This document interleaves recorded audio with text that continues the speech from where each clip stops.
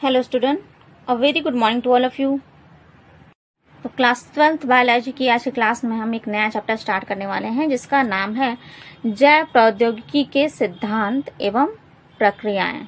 ठीक है, जैव प्रौद्योगिकी को इंग्लिश में बोलते हैं बायोटेक्नोलॉजी। ठीक, क्या बोलते हैं? बायोटेक्नोलॉजी।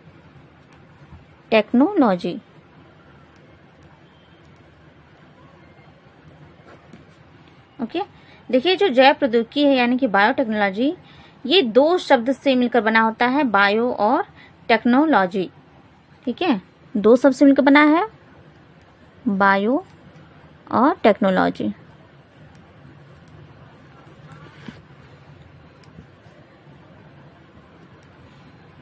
जिसका अर्थ होता है कि जैविक कारकों या फिर उनके घटकों के उपयोग के द्वारा लाभदायक उत्पादों को औद्योगिक स्तर पर प्राप्त करना, है ना।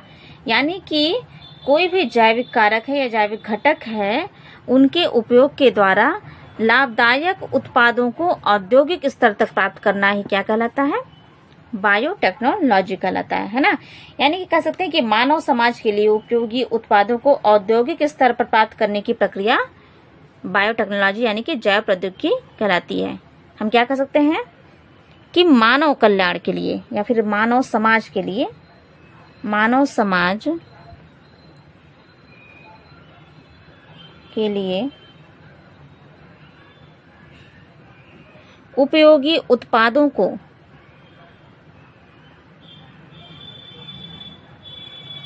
औद्योगिक स्तर पर प्राप्त करने की प्रक्रिया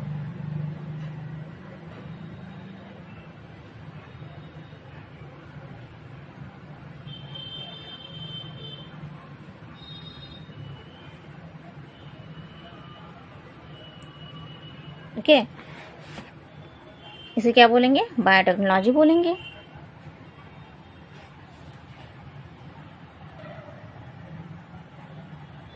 देखिए जो जैव प्रौद्योगिकी है इसका क्षेत्र बहुत ही विस्तृत है, यानी कि इसके अंतर्गत हम बहुत सारे ऐसे प्रौद्योगिकी हैं उनका अध्ययन हम कर सकते हैं। जैसे कि हो गया सूक्ष्म जैविकी, सूक्ष्म जैविकी यानी कि इसको बोलते हैं इंग्लिश में माइक्रोबायोलॉजी। ठीक है, माइक्रोबायोलॉजी का भी अध्ययन हम बायोटेक्नोलॉजी के अंतर्गत ही करते हैं। कोशिका विज्ञान,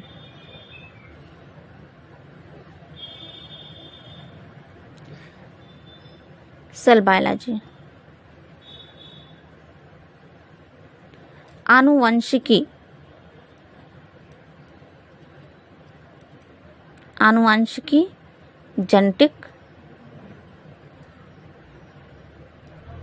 ओके, इसके अलावा आणविक जीव विज्ञान यानी कि मॉलिक्यूलर बायोलॉजी,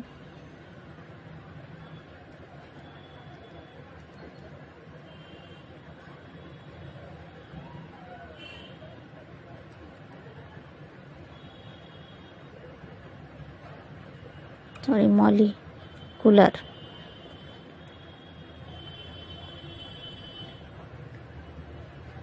जैव रसायन,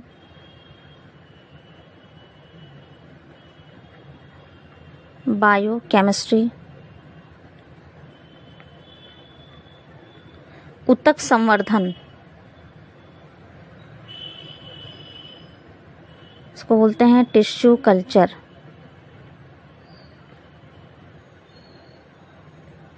इसके अलावा पादप जनन विज्ञान यानी कि प्लांट ब्रीडिंग,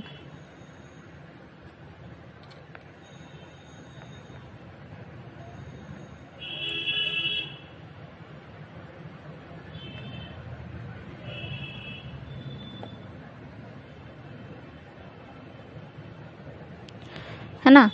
और इसके अलावा फिर हम कह सकते हैं इम्यूनोलॉजी यानी कि प्रतिरक्षा विज्ञान।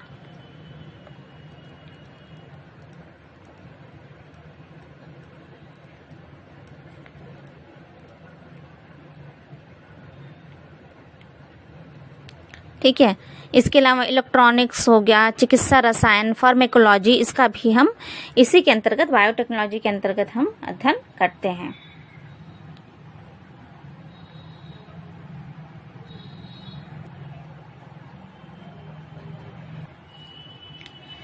ओके, देखिए जैव प्रौद्योगिकी के बारे में क्या लिखा गया है कि ऐसी तकनीकों का अध्ययन किया जाता है इसके अंतर्गत जिसमें जीवधारियों या उनसे प्राप्त एंजाइमों का उपयोग करते हुए मनुष्य के लिए उपयोगी उत्पाद या फिर प्रक्रमों का विकास किया जा सकता है। जैसे कि डबल रोटी हो गया है ना, यानी ब्रेड उद्योग में, दही, सिरका, शराब आदि उद्योग में जैव प्रौद्योगिकी का उपयोग किया जा सकता है। वर्तमान समय में जैव प्रौद्योगिकी के अंतर्गत वे प्रक्रम आते हैं, प्रक्रम यानी कि प्रोसेस, जिनमें आनुवंशिकता रूपांतरित जीवों का उपयोग आवश्यक पदार्थों की अधिक मात्रा में उत्पादन के लिए किया जाता है। जैसे कि जेनेटिक मॉडिफाइड ऑर्गेनिज्म, जिसको बोलते हैं GMOs। यानी कि कह रहा है कि वर्तमान समय में जितने भी जैव प्रौद्योगिकी का जो उपयोग किया जा रहा है, ऐसे जीवों का उपयोग किया जा रहा है इनके द्वारा जो आनुवांशिक रूप से यानी कि जेनेटिक रूप से उनको मॉडिफाइड किया गया हो, है ना, यानी कि उनके जीन्स में कुछ फेर बदल किया गया हो और उससे जो है अच्छे कैरेक्टर वाले जो जीन्स होते हैं उनका उपयोग किया गया है उन ऑर्गेनिज्म यानी कि जीवों के निर्माण में। तो ऐसे जीव जिनके जीन्स में फेरबदल किया गया है, ठीक है, और जीन्स में फेरबदल करके कृत्रिम रूप से फेरबदल करके जो है नए जीवों की उत्पत्ति की गई है, उन जीवों को कहा गया है GMOs यानी कि जेनेटिक मॉडिफाइड ऑर्गेनिज्म। ओके, देखिए साइंटिस्ट हैं जिनका नाम है गिब्स और ग्रीनहाग। तो इन्होंने क्या जैव प्रौद्योगिकी का अपना उदाहरण दिया है कि इनके अनुसार कहा गया है कि शैवाल, जीवाणु, कवक, यीस्ट या फिर उच्च पादप व जंतुओं की कोशिकाओं या फिर जीवित पदार्थ का किसी जीवित तंत्र में उपयोग या फिर लाभदायक उत्पादों के निर्माण की प्रक्रिया में उपयोग, ये क्या है, जैव प्रौद्योगिकी है। देखिए साइंटिस्ट किसी बात को जिस तरह से कहते हैं हम उसे उसी तरीके से लिखते हैं। ओके, इसमें हम अपनी समझ से कुछ फेरबदल नहीं करते हैं और करना भी नहीं चाहिए। ठीक है, ये उनके थॉट्स होते हैं, उनके जो विचार होते हैं उनको हम उसी तरह से लिखते हैं। ये देखिए US नेशनल साइंस फाउंडेशन है जो, उसके अनुसार देखिए जैव प्रौद्योगिकी की क्या परिभाषा है कि जैविक कारकों जैसे कि सूक्ष्म जीव अथवा कोशिकांग आदि का नियंत्रित उपयोग लाभदायक कारणों के लिए किया जाता है, तो उसे ही क्या कहते हैं, जैव प्रौद्योगिकी कहते हैं। ओके, सूक्ष्म जीवों या फिर ऐसे सेल ऑर्गेनेल्स जिनका उपयोग कैसे किया जाए, नियंत्रित किया जाए और लाभदायक कारणों के लिए किया जाए। ठीक है, हानिकारक उत्पाद बनाने के लिए ना किया जाए, तो उसे क्या कहेंगे, उसे जैव प्रौद्योगिकी कहते हैं।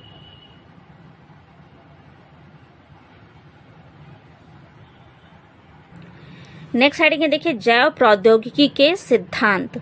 तो जैव प्रौद्योगिकी के दो सिद्धांत हैं। पहला है आनुवंशिक इंजीनियरिंग यानी कि जेनेटिक इंजीनियरिंग, और दूसरा है रासायनिक इंजीनियरिंग प्रोसेस। ओके, रासायनिक इंजीनियरिंग यानी कि केमिकल इंजीनियरिंग। तो देखिए आनुवंशिक इंजीनियरिंग क्या होता है कि इस सिद्धांत के द्वारा आनुवंशिक पदार्थ क्या होता है, जैसे कि DNA या फिर RNA। ओके, तो इसके सिद्धांत के द्वारा क्या किया जाता है, आनुवंशिक पदार्थों के रसायन में परिवर्तन कर दिया जाता है और इसे परपोषी होस्ट यानी कि जो होस्ट होता है जिस ऑर्गेनिज्म में इनका जो है ट्रांसफर किया जाता है, तो जो लेता है, ठीक है, उसी के लिए कह रहे हैं कि परपोषी जीवों में या फिर परपोषी होस्ट में प्रवेश कराकर इसके फिनोटाइप में परिवर्तन कर देते हैं।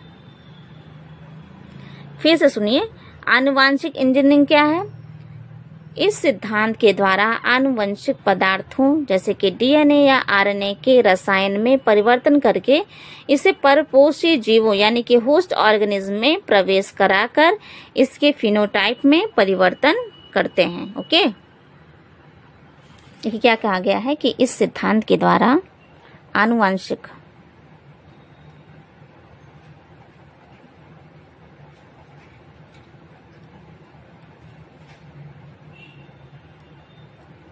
जैसे DNA व RNA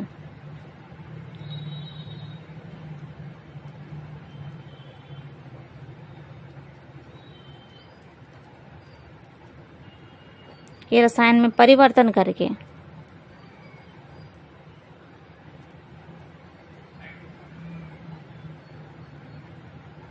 इसे परपोषी जीवों में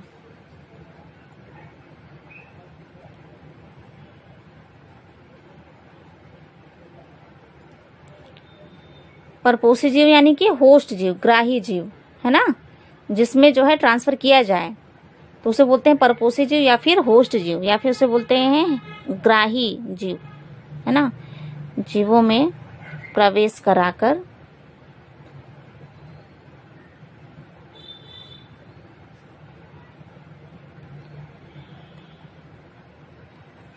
इसके फिनोटाइप में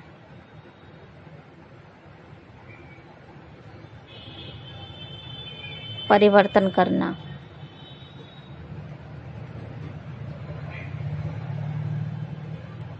ओके, अब नेक्स्ट देखिए रासायनिक इंजीनियरिंग प्रक्रम यानी कि केमिकल इंजीनियरिंग प्रोसेस। देखिए इसके द्वारा क्या होता है कि रासायनिक इंजीनियरिंग प्रक्रमों में रोगाणु रहित वांछित सूक्ष्म जीवों या फिर सुकेंद्र की कोशिकाओं में वृद्धि करके अधिक मात्रा में जैव प्रौद्योगिकी उत्पादों का निर्माण किया जाता है। जैव प्रौद्योगिकी उत्पाद यानी जैसे कि कोई टीका हो गया, एंटीबायोटिक हो गया। ओके, तो हम क्या कहेंगे कि रासायनिक इंजीनियरिंग प्रक्रमों में रोगाणु रहित वांछित जीवों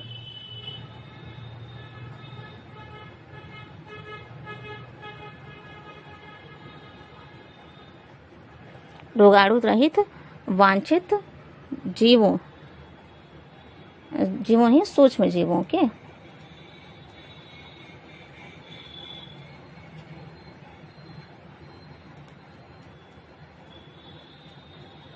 वृद्धि करके अधिक मात्रा में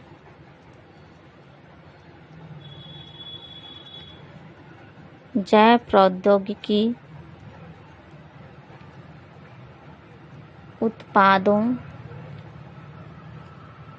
का निर्माण करना।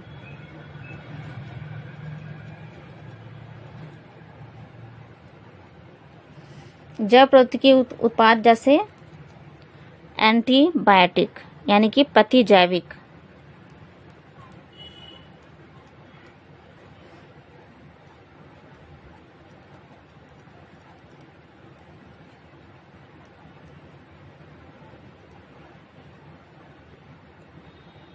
टीका, ठीक है, जो अनेक प्रकार के रोगाणु होते हैं उनके जो टीके लगाए जाते हैं उनके बारे में बात की जा रही है। ठीक है, इसकी जो है इसका जो है निर्माण किया जाता है।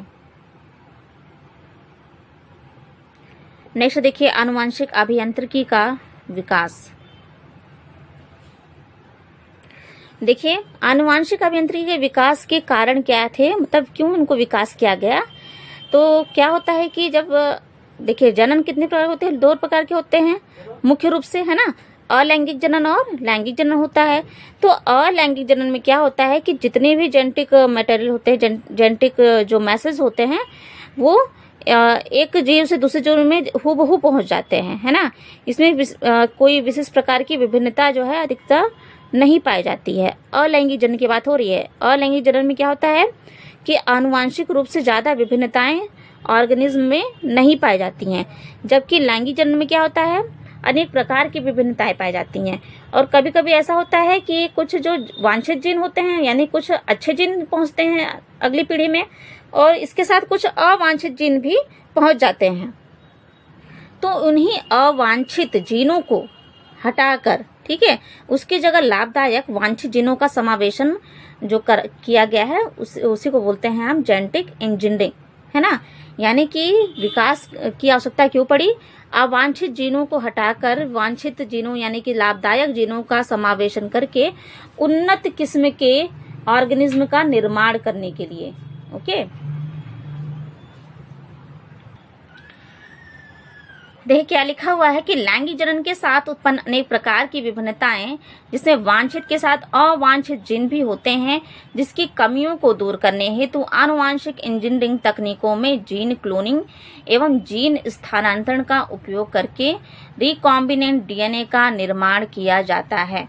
ओके, यानी कि जो नया डीएनए बन रहा है उसे क्या बोला गया है? रिकॉम्बिनेंट डीएनए, है ना।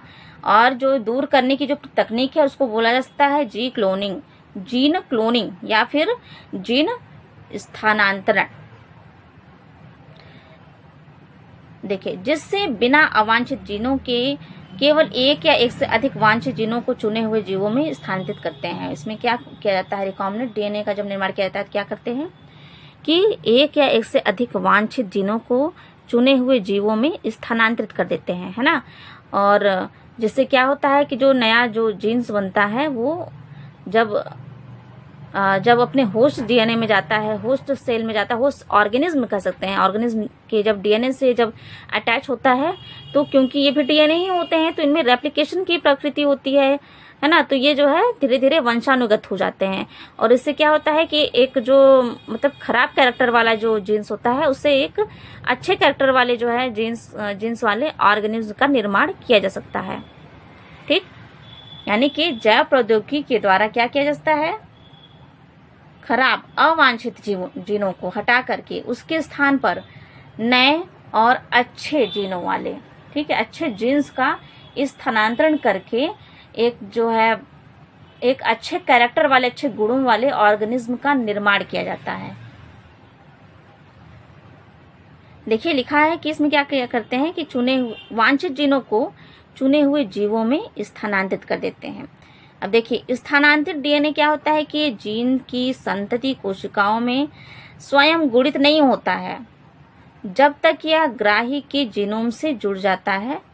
ठीक है, अच्छा, लिखा है कि जब यह ग्राही के जीनोम से जुड़ जाता है तब यह गुणित होकर यानी कि रेप्लिकेट होकर होस्ट डीएनए के साथ वंशागत हो जाता है और यह फॉरेन डीएनए सेगमेंट ग्राही गुणसूत्र का अंग हो जाता है जिसमें प्रतिकृति करने की क्षमता होती है ना। यानी कि किसी जीन्स में जब कोई नया किसी ऑर्गेनिज्म के जीन्स में जब कोई नया अच्छा जीन्स डाला जाता है तो क्या करता है वो धीरे धीरे जो है उनके होस्ट से यानी कि उनके जीनोम से जुड़ जाता है और जब वो जीनोम से जुड़ जाता है तो वो रेप्लिकेशन की प्रक्रिया होने लगती है उनमें, है ना। और इसके द्वारा जो है वो अच्छे कैरेक्टर वाला जीन्स जो है वो जीवों में पीढ़ी दर पीढ़ी स्थानांतरित होने लगता है ना। तो इससे क्या होता है कि एक जो है अच्छी पीढ़ियों का, अच्छे गुणों वाले जीवों का पीढ़ी दर पीढ़ी विकास होने लगता है। नेक्स्ट हेडिंग है, देखिए, पुनर्योगज डीएनए तकनीक यानी कि रिकॉम्बिनेंट डीएनए टेक्नोलॉजी। तो देखिए इसमें क्या होता है कि इस तकनीक के द्वारा विजातीय डीएनए को किसी संवाहक यानी कि वेक्टर में जैसे कि प्लाज्मिड या फिर विषाणु के डीएनए में निवेशित कर दिया जाता है और ये तकनीक जो होता है असंबंधित जीवों के बीच जीन स्थानांतरण की वैकल्पिक विधि कहलाता है। यानी कि इस तकनीक के द्वारा क्या किया जा रहा है, किसी भी विजातीय डीएनए को किसी भी वेक्टर में, वेक्टर यानी कि वेक्टर किसको बोल सकते हैं, जैसे कि प्लाज्मिड हो गया या फिर विषाणु हो गया, है ना, तो उसको क्या बोलेंगे, वेक्टर बोलेंगे। तो उसके डीएनए में जब निवेशित कर दिया जाता है तो क्या होते हैं, इसको बोलते हैं हम रिकॉम्बिनेंट डीएनए टेक्नोलॉजी। इसके अंतर्गत रेस्ट्रिक्शन एंडोन्यूक्लिएज एंजाइम की सहायता से, देखिए एंजाइम का नाम याद रखिए, रेस्ट्रिक्शन एंडोन्यूक्लिएज एंजाइम, ठीक, इसकी सहायता से वांछित खंडों को काटा जाता है। ठीक है, जो सेगमेंट होता है जहां से नए डीएनए को ऐड करना है उसको कट कर दिया जाता है। तथा लाइगेज एंजाइम की सहायता से वांछित खंडों को जोड़ा जाता है ना। लाइगेज एंजाइम को देखिए, इसको बोलते हैं जैविक ग्लू भी बोलते हैं, गोंद भी बोलते हैं, है ना, क्योंकि इसका कार्य क्या है, जोड़ने का कार्य है। रेस्ट्रिक्शन एंडोन्यूक्लियस क्या है, कैंची की तरह कार्य करता है, खंडों को काटने का कार्य करता है। ओके, देखिए साइंटिस्ट है, इनका नाम है स्टेनले कोहेन और हर्बर्ट बॉयर। तो इन्होंने क्या किया था, साल्मोनेला टाइफिम्यूरियम के प्लाज्मिड से प्रति जैविक प्रतिरोध उत्पन्न करने के लिए उत्तरदायी जीन्स को डीएनए से काटकर अलग कर दिया था और तथा कटे हुए डीएनए भाग को ई कोलाई के प्लाज्मिड डीएनए से जोड़ा था। ओके, तो प्लाज्मिड डीएनए एक संवाहक यानी कि वेक्टर की तरह कार्य करेगा। प्लाज्मिड देखिए लिखा हुआ है कि ई कोलाई के इश्रिशिया कोलाई के प्लाज्मिड डीएनए से जोड़ा, तो जिसमें जोड़ा वो क्या है, वो क्या कार्य करेगा, वेक्टर की तरह कार्य करेगा। जिसमें जोड़ा गया वो वेक्टर की तरह कार्य करेगा, है ना। तो वही कह रहा है कि प्लाज्मिड डीएनए एक वेक्टर की तरह कार्य करता है तथा इससे जुड़े हुए विजातीय डीएनए खंड, जो दूसरा खंड आ रहा है डीएनए, जो बाहर से डीएनए डाला जा रहा है, डीएनए का सेगमेंट, उसे बोलते हैं फॉरेन डीएनए, है ना। तो इससे जुड़े हुए विजातीय डीएनए खंड को स्थानांतरित करता है। विजातीय डीएनए यानी कि फॉरेन डीएनए युक्त जो संवाहक प्लाज्मिड होता है उसको बोलते हैं रिकॉम्बिनेंट डीएनए, रिकॉम्बिनेंट डीएनए या फिर आरडीएनए इसको बोलते हैं। जब यह आरडीएनए यानी कि रिकॉम्बिनेंट डीएनए इश्रिशिया कोलाई जीवाणु में स्थानांतरित किया जाता है तो ये नए परपोषी यानी कि ई कोलाई के डीएनए पॉलीमरेज एंजाइम का उपयोग करके अनेक प्रतिलिपियां बनाने लगते हैं। प्रतिलिपि यानी कि जैसे कि फोटोकॉपी आप लोग कराते हैं ना, तो एक पेज का वो 10 पेज कर सकता है ना। तो वो क्या है, उसकी प्रतिलिपि ही तो हुई। आपको जितने भी पेज उसके कराने हैं, फोटोकॉपी करानी है, तो एक का 2 या 2 आप 10 से अधिक इतने आप फोटोकॉपी करा सकते हैं। तो इसी प्रकार से वही कह रहा है कि अनेक जो है प्रतिलिपि ये बनाने लगता है।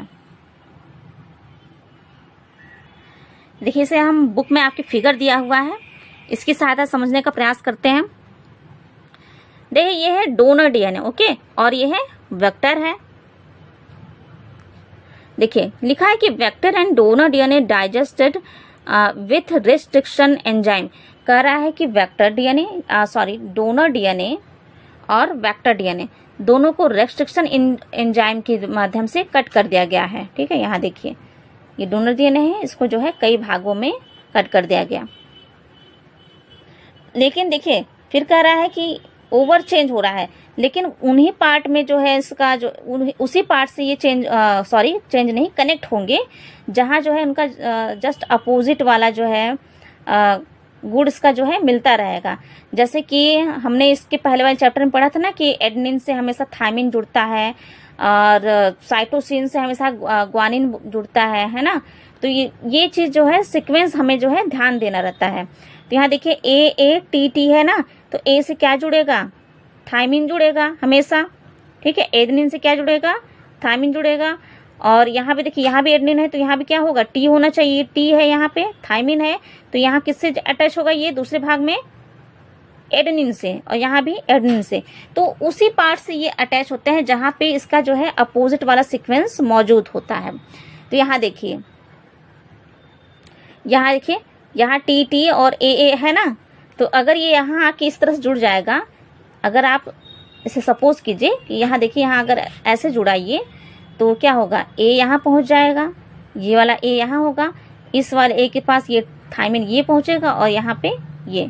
ठीक, इस तरह से ये अटैच हो सकता है, आराम से हो सकता है ना। तो देखिए वही लिखा है कि ओवर चेंज, यानी कि इनके में आपस में ओवर चेंज होगा।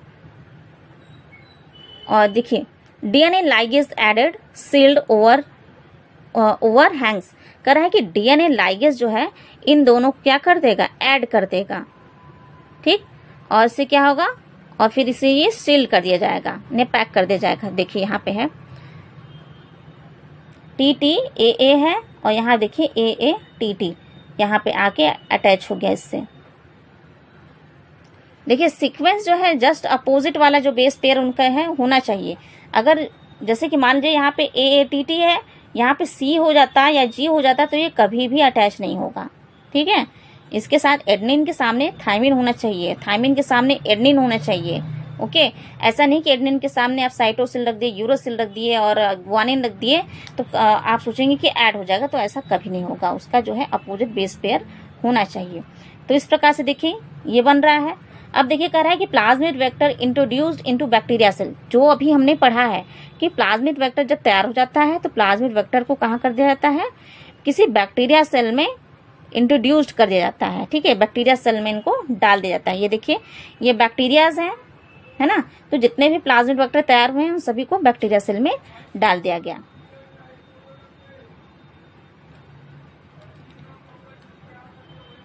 अब देखिए क्या लिखा है कि recombinant DNA molecules replicate and cell divide. कर रहा है कि रिकॉम्बिनेंट मॉलिक्यूल्स जो होता है वो रेप्लिकेट होने लगता है और जो है सेल डिवाइड होने लगता है। तो देखिए एक प्रति से कई प्रतिलिपियां जो है तैयार होने लगी। ठीक है, एक से यहाँ 4 बन गए, यहाँ भी देखिए 5 है ना, यहाँ देखिए 4। तो इस प्रकार से जो है ये आपस में रेप्लिकेशन स्टार्ट हो जाता है। इसे क्या बोला गया है, जो ये नई प्रतिलिपियां बना रहा है इसे बोला गया है क्लोन्स। तो आई होप आप लोग को समझ में आ गया होगा। अगर नहीं समझ आया है तो फिर से आप लोग वीडियो को पॉज करके बार बार सुनने का, समझने का प्रयास करेंगे।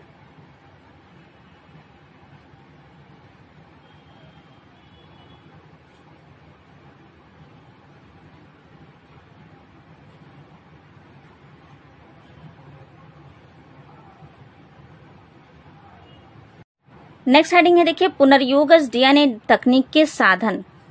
कौन कौन से टूल्स हैं जिनके द्वारा जो है रिकॉम्बिनेंट डीएनए जो है बनाया जा सकता है। तो देखिए लिखा है कि आनुवंशिक अभियांत्रिकी या फिर पुनर्योगज डीएनए तकनीक तभी संपादित हो सकती है जब इस तकनीक के साधन हो। ठीक है, जब इस तकनीक के टूल्स साथ में हो। अगर टूल्स नहीं रहेंगे तो नहीं हो पाएगा। जैसे कोई सामान बनाना है, ठीक है, तो उसके साथ आपको बनाने वाला जो है सभी सामग्री होनी चाहिए, है ना, या कुकिंग करना है या फिर कुछ मटेरियल बनाना है। ठीक है, तो उसके जो है सारे मटेरियल साथ में होने चाहिए। अगर मटेरियल्स नहीं होगा तो क्या होगा, कभी वो सामान बन पाएगा, नहीं बन पाएगा। तो वही कह रहा है कि रिकॉम्बिनेंट डीएनए जो है इसको बनाने के लिए उससे जो संबंधित जो टूल्स होते हैं, साधन होते हैं, वो भी होने चाहिए। तो वे कौन कौन से हैं ये देख लेते हैं। देखिए इसमें है देखिए प्रतिबंधित एंडोन्यूक्लियस एंजाइम यानी कि रेस्ट्रिक्शन एंडोन्यूक्लियस एंजाइम। दूसरा है पॉलीमरेज एंजाइम। तीसरा है लाइगेज। चौथा है वेक्टर और 5वां है होस्ट। ओके, इतनी चीजें होनी चाहिए।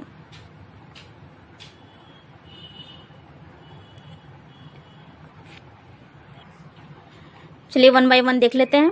पहला है देखिए रेस्ट्रिक्शन एंडोन्यूक्लियस एंजाइम। तो देखिए थोड़ी सी हिस्ट्री देख लेते हैं इसकी कि ये कैसे प्राप्त हुआ था। तो देखिए साइंटिस्ट हैं, इनका नाम है स्टेवर्डलिन और दूसरे हैं वर्नर अर्बर। तो इनके द्वारा जो है सन 1963 में इश्रिशिया कोलाई जीवाणु में बैक्टीरियोफेज की वृद्धि को इनहिबिट करने के लिए, यानी कि बैक्टीरियोफेज की वृद्धि को रोकने के लिए 2 एंजाइमों को अलग कर दिया गया, जिसमें से एक एंजाइम डीएनए से मिथाइल समूह को जोड़ता है और दूसरा क्या करता था, दूसरा डीएनए को काटता है। तो डीएनए को जो काटता था उसे ही कहा गया रेस्ट्रिक्शन एंडोन्यूक्लियेज। अब देखिए एक अन्य साइंटिस्ट जिनका नाम है स्मिथ, तो इन्होंने 1968 में पहला रेस्ट्रिक्शन एंडोन्यूक्लियस खोजा जिसका नाम है हिंड सेकंड। ठीक है, इसको शॉर्ट में वो लिखते हैं हिंड सेकंड। इसका पूरा नाम है हीमोफिलस इन्फ्लुएंजी। ओके, तो सबसे पहला खोजा गया रेस्ट्रिक्शन एंडोन्यूक्लियस कौन सा है, तो हम कहेंगे हिंड सेकंड यानी कि हीमोफिलस इन्फ्लुएंजी है। और इसका कार्य क्या है, इसका कार्य है डीएनए न्यूक्लियोटाइड विशिष्ट क्रम पर निर्भर होता है। तो हिंड सेकंड जो है डीएनए अणु को उस विशेष बिंदु पर काटता है जहां पे 6 बेस पेयर का एक विशेष अनुक्रम होता है। ठीक है, तो यानी कि जो है हिंड सेकंड का कार्य है 6 बेस पेयर वाले विशेष अनुक्रम को काटना। ठीक है, और उसकी पहचान करना। पहले ये पहचान करते हैं कि आखिर ये कहाँ जो है विशेष प्रकार का 6 बेस पेयर है, पहले पहचान करेंगे और उसके बाद उसको कट करने का काम कौन करता है, हिंड सेकंड करता है। ओके,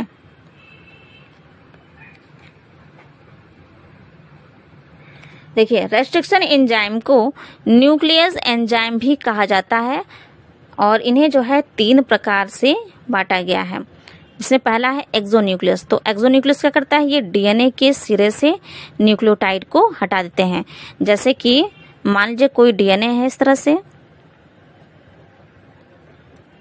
ओके, तो जो इसका सिरा है यहाँ से, यहाँ जो न्यूक्लियोटाइड्स लगे होते हैं उनको हटाने का काम कौन करता है, एक्सोन्यूक्लियस करता है। ठीक है, सिरे से, सिरा समझ रहे हैं ना, बिल्कुल यहाँ, तो यहाँ से न्यूक्लियोटाइड को हटाने का काम करता है एक्सोन्यूक्लियस। दूसरा है देखिए इंडोन्यूक्लियस। तो इसमें लिखा है कि सिरों को छोड़कर भीतर अन्य किसी भी स्थान से डीएनए को काट देते हैं। ठीक है, इंडोन्यूक्लियस क्या करता है, जैसे कि ये गुणसूत्र है तो सिरे पे नहीं जाएगा, ये कभी भी नहीं कट करेगा, भीतर जो है अपना सीक्वेंस खोजेगा और भीतर जो है किसी भी स्थान से कट करने का कार्य ये कर देंगे, किसी भी स्थान से डीएनए को कट कर देंगे। थर्ड है देखिए रेस्ट्रिक्शन इंडोन्यूक्लियस एंजाइम। तो ये करता है कि डीएनए के भीतर विशिष्ट स्थलों पर ही डीएनए को कट करता है। रेस्ट्रिक्शन इंडोन्यूक्लियस क्या करता है कि जहां पे इसको कट करना है कोई विशेष स्पेस होता है, ठीक है, विशेष बिंदु होता है, सॉरी स्पेस नहीं बिंदु कहेंगे, तो डीएनए के जो कुछ विशेष बिंदु होते हैं वहीं पर इन्हें ये कट करेगा। हर जगह से नहीं कट कर सकता है, कभी यहाँ से कट कर दिया, यहाँ का कट कर दिए, ठीक, कोई विशेष जो स्पेसिफिक पॉइंट होगा वहीं से इन्हें कट करेगा।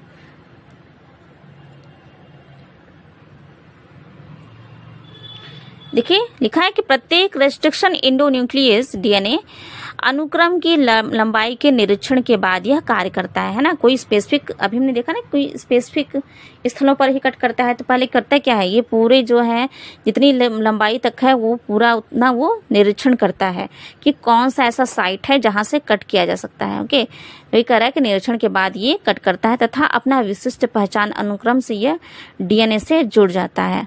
ठीक है, किसी विशिष्ट पहचान अनुक्रम से यह डीएनए से जुड़ता है और डबल हेलिक्स की दोनों लड़ियों को, यानी कि डबल हेलिक्स होता है तो दोनों जो स्ट्रैंड होती हैं उनको शर्करा फॉस्फेट आधार स्तंभों में विशिष्ट केंद्रों पर कट करता है ना, शर्करा फॉस्फेट आधार स्तंभों में विशिष्ट केंद्रों पर काटता है।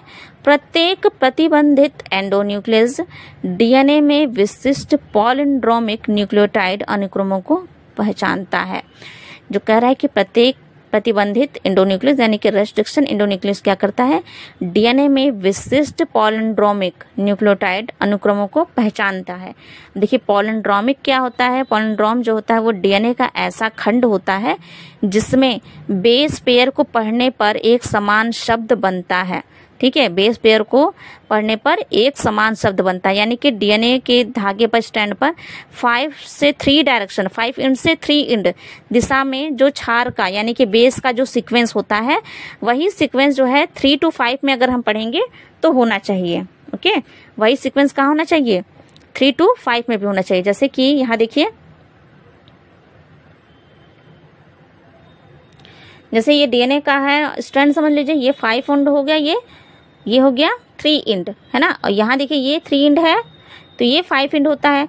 तो कह रहा है कि जो बेस पेयर होते हैं, हमने ये जब डीएनए वाला हम चैप्टर पढ़े थे हमने देखा था ना कि जो बेस पेयर यहाँ होता है वही बेस पेयर उसका जस्ट अपोजिट वाला बेस पेयर यहाँ होता है, यानी कि जैसे ATGC वाला सीक्वेंस पढ़े थे ना, ATGC, तो A के साथ हमेशा T लगता है, T के और थाइमिन के साथ हमेशा A, एडेनिन, ग्वानिन के साथ साइटोसिन, साइटोसिन के साथ क्या होता है, ग्वानिन होता है।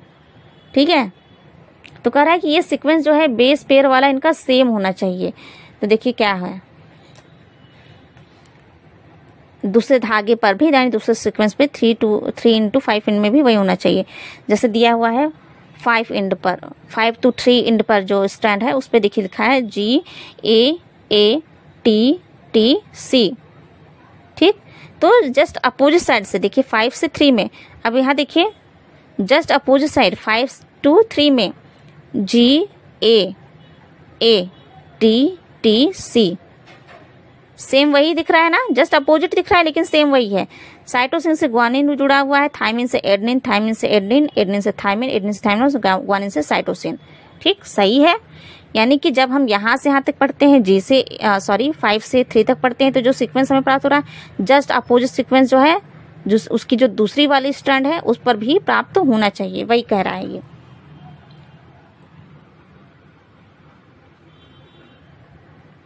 अब देखिए, रेस्ट्रिक्शन एंजाइम डीएनए लड़ी को पॉलिंड्रोम स्थल के केंद्र से थोड़ी दूर पर लेकिन एंटी पैरेलल स्ट्रैंड में दो समान क्षारकों के बीच में काटते हैं, जिसके फलस्वरूप सिरों पर एक स्ट्रैंड रह जाता है। जिसके फलस्वरूप क्या होता है, सिरों पर एक स्ट्रैंड रह जाता है जिस पर स्टिकी एंड रहता है। देखिए, रेस्ट्रिक्शन एंजाइम क्या करता है, डीएनए लड़ी को पॉलिंड्रोम स्थल से केंद्र से थोड़ी दूर पर, ठीक है, केंद्र पे बिल्कुल सेंटर में नहीं कट करता, थोड़ी दूर से कट करता है, लेकिन एंटी पैरेलल स्ट्रैंड में दो समान क्षारकों के बीच में कटता है, ठीक है। जिसके फलस्वरूप क्या होता है, सिरों पर, जैसे कि ये सिरे हैं, इस पर एक स्टिकी एंड बन जाता है ना।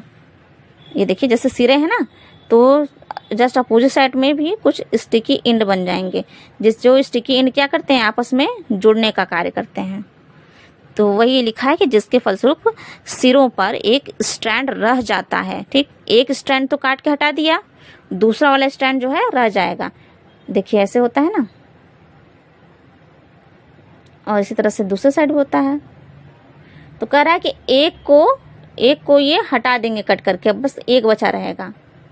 एक को हटा दिया, एक बचा रह गया, और ये जो बचा रह गया उस पे जो है स्टिकी एंड बन जाता है।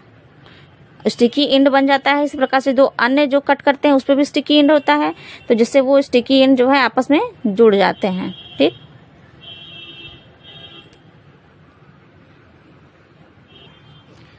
देखिए, रेस्ट्रिक्शन एंडोन्यूक्लियस का उपयोग आनुवंशिक इंजीनियरिंग में डीएनए के रिकॉम्बिनेंट डीएनए बनाने में किया जाता है। डीएनए का रिकॉम्बिनेंट डीएनए बनाने में किया जाता है। वेक्टर डीएनए और फॉरेन डीएनए को जब तक एक ही रेस्ट्रिक्शन एंजाइम के द्वारा नहीं काटा जाता, तब तक रिकॉम्बिनेंट वेक्टर मॉलिक्यूल्स का निर्माण नहीं हो सकता, है ना। यानी कि वेक्टर डीएनए, ठीक है, और फॉरेन डीएनए को काटने वाला एंजाइम जो है, रेस्ट्रिक्शन एंजाइम, एक ही होना चाहिए, अलग अलग नहीं होना चाहिए। देखिए यहाँ पे फिगर देखिए, वेक्टर डीएनए है ये, ओके, और ये फॉरेन डीएनए है। तो इसको देखिए, यहाँ पे आपको ये जो अभी हमने देखा है स्टिकी एंड वाला, ये भी समझ में आएगा। तो यहाँ देखिए, कह रहा है कि एक, देखिए हमने जब पहला पढ़ा था स्टिकी एंड वाला, कि उसमें हमने देखा है कि एक जो लड़ी होती है, एक स्ट्रैंड होता है, उसको कट कर दिया जाता है ना। जैसे मान लीजिए ये इसका एक स्ट्रैंड था, कोई डीएनए है, और ये दूसरा स्ट्रैंड है ये, ओके। इस तरह समझिए कि इस तरह से है ये, ठीक। तो एक स्ट्रैंड देखिए ये है और दूसरा स्ट्रैंड ये है, इनका ये आपस में बेस पेयर है ये, ठीक। और यहाँ देखिए फॉरेन डीएनए है, तो फॉरेन डीएनए मान लीजिए ये ऐसे है, मैंने पूरा नहीं बनाया है, ठीक। तो इसका जो ये बेस पेयर है इस तरह से है। तो ये कह रहा है कि एक ही प्रकार के रेस्ट्रिक्शन एंजाइम के द्वारा कट किया जाता है ना। तो अब देखिए, पहले जो अभी हमने पढ़ा स्टिकी एंड वाला, जरा ध्यान दीजिए, उसमें क्या लिखा था कि एक स्ट्रैंड को हटा दिया जाता है, एक स्ट्रैंड हटा दिया गया, एक स्ट्रैंड हट गया। यहाँ पे देखिए एक स्ट्रैंड नीचे से हट जाता है, एक स्ट्रैंड नीचे से हट जाता है, तो स्टिकी एंड बन जाते हैं। ये जो है ये क्या है, स्टिकी एंड है, इसमें ये क्या है, स्टिकी एंड है, देखिए लिखा भी है, ठीक। फिर देखिए, और जब इसका सेम सीक्वेंस जब मिल जा रहा है, टी के साथ ए जुड़ता है, ठीक, ए जुड़ता है, ए के साथ टी जुड़ता है, तो सेम सीक्वेंस यहाँ मिल रहा है ना, देख रहे हो ना।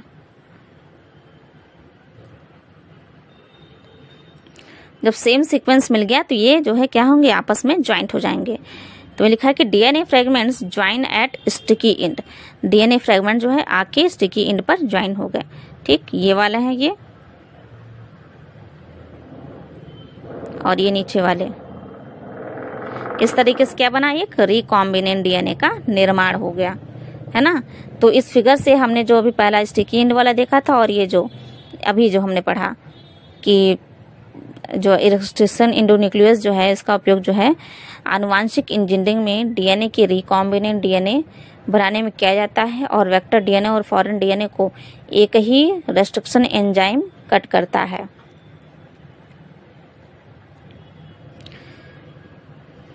अब देखिए कुछ रेस्ट्रिक्शन एंडोन्यूक्लियस होते हैं जैसे कि ALUL यानी कि आर्थोबैक्टर ल्यूटियस जिसको बोलते हैं, ठीक है। इसके अलावा स्मॉल को बोलते हैं सेरेटा मेरेसेंस, ओके। जैसे कि हिंड हमने देखा था ना, ठीक, हिंड सेकंड अभी हमने देखा ना, तो उसी तरीके से और अन्य भी एंडोन्यूक्लियस हैं, जैसे अलेल हो गया, स्मॉल हो गया, ठीक है। तो आदि ये जो है डीएनए की दोनों श्रृंखलाओं को एक ही स्थान पर काट देते हैं। ये क्या करते हैं, डीएनए की दोनों श्रृंखलाओं को एक ही स्थान पर काटते हैं, जिससे कि ब्लंट एंड का निर्माण होता है। ब्लंट एंड का निर्माण होता है यानी कि स्टिकी एंड का निर्माण नहीं होता है ना। ये क्या करते हैं, जैसे कि कोई डीएनए है तो किसी एक ही स्थान से यहाँ से ऐसे कट कर दिया, ठीक, तो जैसे क्या होगा, एक ही स्थान पर कटा तो ब्लंट एंड हो गया, स्टिकी एंड है ही नहीं, जिससे इसी प्रकार से प्रयोग में लाया जा सकता है और इसका प्रयोग जो है इसी प्रकार से किया जाता है।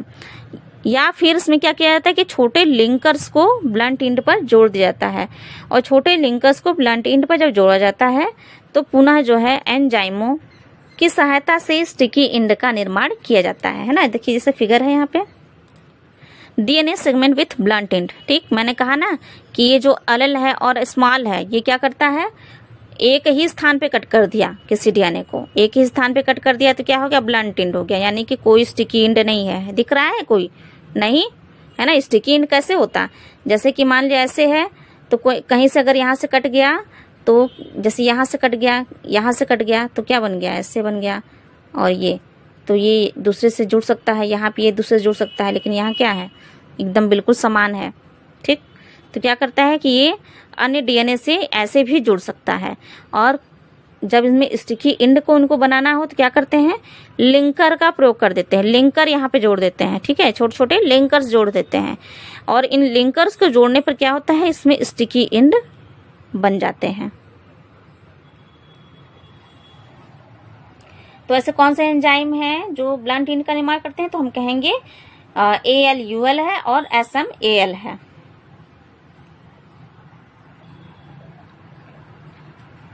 देखिए वही लिखा है कि जो लिंकर्स की सहायता से इन्हें स्टिकी और कोहेसिव एंड में परिवर्तित करके इन्हें प्रयोग में लाया जाता है। नेक्स्ट देखिए डीएनए खंडों का पृथक्करण एवं विलगन।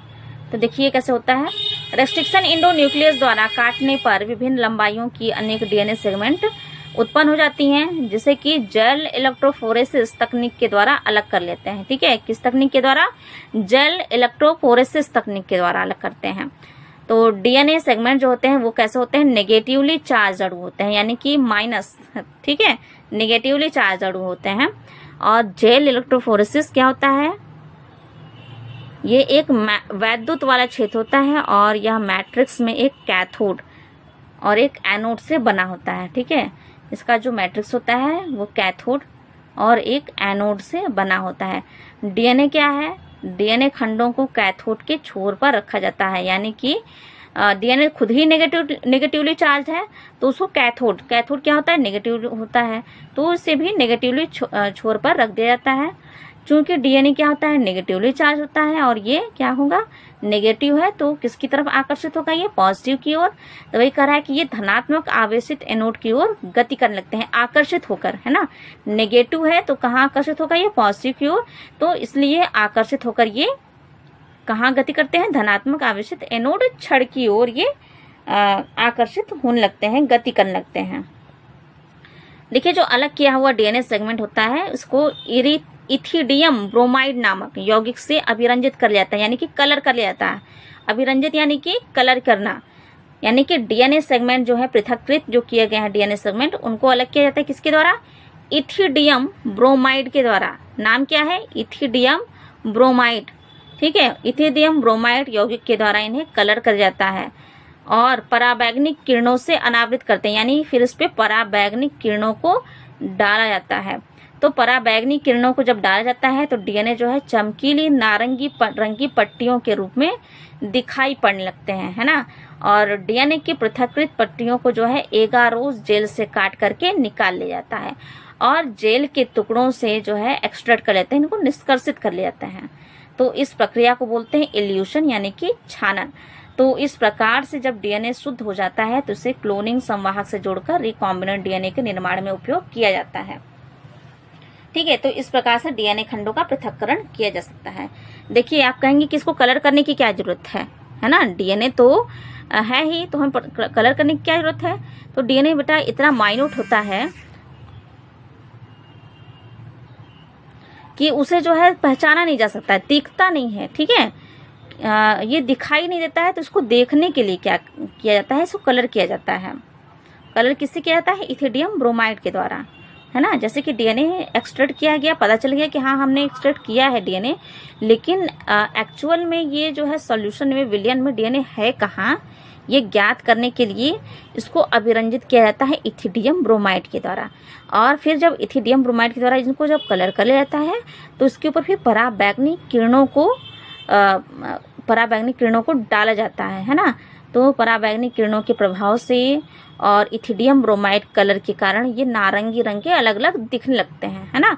तो नारंगी रंग के जब दिखने लगते हैं तो क्योंकि समझ में आने लगते हैं कि कहाँ कहाँ है डीएनए, तो वहां से डीएनए को निकाल के अलग कर लिया जाता है और रिकॉम्बिनेंट डीएनए के निर्माण में उपयोग किया जाता है। देखिए, बुक में फिगर दिया हुआ है, separating fragments of DNA by gel electrophoresis. ठीक है, जेल इलेक्ट्रोफोरेसिस के द्वारा डीएनए खंडों का सेपरेशन किस प्रकार से किया जाता है। ठीक, ये देखिए नेगेटिवली इलेक्ट्रोड है ना, बीच में देखिए डीएनए फ्रेगमेंट्स हैं और पॉजिटिव इलेक्ट्रोड हैं। तो जिधर नेगेटिवली इलेक्ट्रोड है, अभी हमने क्या पढ़ा है कि नेगेटिवली इलेक्ट्रोड जो है यानी कि कैथोड, वहां पे क्या रखा जाता है, डीएनए को रख दिया जाता है ना। डीएनए सैंपल देखिए यहाँ रखे हुए हैं, ठीक है, दिख रहे हैं, डीएनए सैंपल को रख दिया जाता है। और दूसरे साइड अपोजिट साइड क्या होता है, पॉजिटिव इलेक्ट्रोड होते हैं, यानी कि एनोड होते हैं। तो क्या होता है कि क्योंकि डीएनए भी कैसे होते हैं, डीएनए भी नेगेटिव होते हैं। ठीक है, नेगेटिव चार्ज वाले होते हैं। तो नेगेटिव चार्ज वाले होते हैं तो वो पॉजिटिव की ओर आकर्षित होते हैं। तो इस प्रकार से डीएनए जो है यहाँ से चलना प्रारंभ कर देते हैं।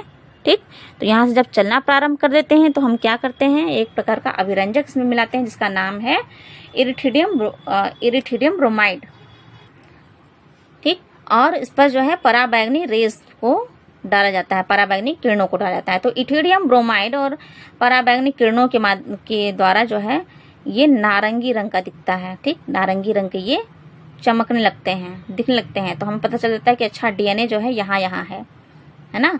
ऐसे जो है ये विलयन में दिखाई नहीं देते हैं, है ना, दिखाई नहीं देते, इसीलिए इसमें इथिडियम ब्रोमाइड मिलाया जाता है। फिर क्या किया जाता है, फिर जो है इन जो फ्रेगमेंट्स है, ये पट्टियां डीएनए की, इनको जो है एगारोज जेल के माध्यम से काट करके हटा दिया जाता है। ठीक, एगारोज जेल के माध्यम से। तो एगारोज जेल को भी फिर क्या किया जाता है, वहां से भी इनको डीएनए को निष्कासित किया जाता है, एक्सट्रैक्ट किया जाता है। फिर जो निष्कर्षित डीएनए होता है उसको जो है उसका उपयोग करते हैं रिकॉम्बिनेंट डीएनए के निर्माण में। ओके, तो जितना हमने पढ़ा है वो इस फिगर के माध्यम से आपको दिख रहा होगा, है ना। फिगर बहुत इंपॉर्टेंट है। और ये जो पूछा जाता है जेल इलेक्ट्रोफोरेसिस की विधि बताइए, है ना, ये पूछा जाता है, ऐसा हल्के मत लीजिएगा।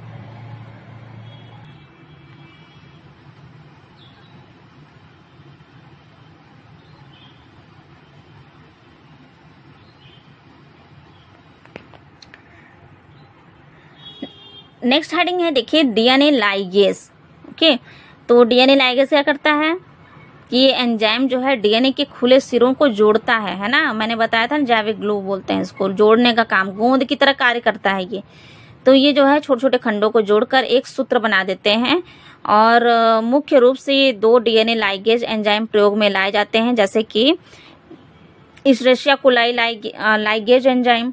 देखिए, इशरेशिया कोलाई लाइगेज, और इसका कोफैक्टर होता है निकोटिनामाइड एडेनिन डाई न्यूक्लियोटाइड, यानी कि NAD। इसका कोफैक्टर क्या होता है, इशरेशिया कोलाई लाइगेज का निकोटिनामाइड एडेनिन डाई न्यूक्लियोटाइड, यानी कि NAD। दूसरा लाइगेज होता है, देखिए ये पहला है, ये दूसरा T4 डीएनए। ठीक, T4 DNA ligase. T4 DNA ligase का एंजाइम होता है, कोफैक्टर होता है एडेनोसिन ट्राइफॉस्फेट, यानी कि ATP। थर्ड है, देखिए क्षारीय फॉस्फेटेज एल्केलाइन फॉस्फेटेज। तो ये एंजाइम क्या करते हैं, 5 इंड से फॉस्फेट समूह को अलग कर देता है। ये डीएनए के जो 5 इंड होता है वहां से ये फॉस्फेट समूह को अलग करने का कार्य करता है। तब फॉरेन डीएनए सेगमेंट का 5 इंड प्लाज्मिड डीएनए के 3 इंड से जुड़ जाता है। जब अलग कर देता है तब क्या होता है कि फॉरेन डीएनए का जो सेगमेंट होता है वो 5 इंड प्लाज्मिड डीएनए के 3 इंड से जुड़ जाता है और इससे जो है संकर यानी कि हाइब्रिड और रिकॉम्बिनेंट डीएनए प्राप्त किया जाता है। नेक्स्ट देखिए रिवर्स ट्रांसक्रिप्टेज। तो इस एंजाइम से अनुपूरक यानी कि कॉम्प्लीमेंट्री डीएनए को शॉर्ट में सी डीएनए लिखते हैं। सी से कॉम्प्लीमेंट्री हो गया है ना।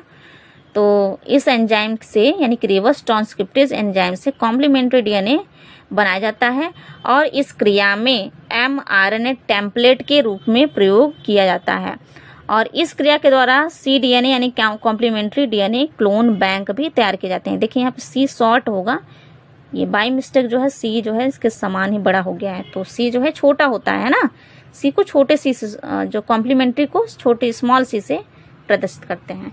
तो कह रहा है कि ये कॉम्प्लीमेंट्री डीएनए जो है क्लोन बैंक तैयार किए जाते हैं किसके द्वारा, रिवर्स ट्रांसक्रिप्टेज के द्वारा।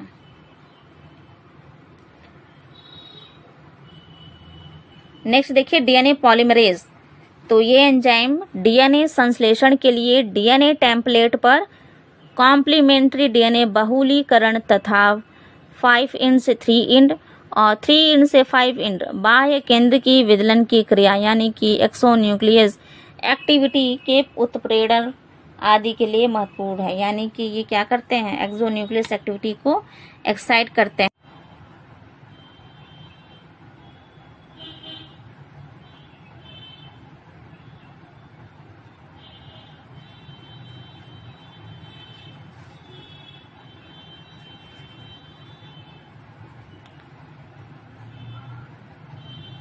तो आज के लिए इतना ही रहने देते हैं और इसके आगे जो है प्लाज्मिड वगैरह के बारे में हमें पढ़ना है तो उसे हम नेक्स्ट क्लास में पढ़ेंगे। ओके।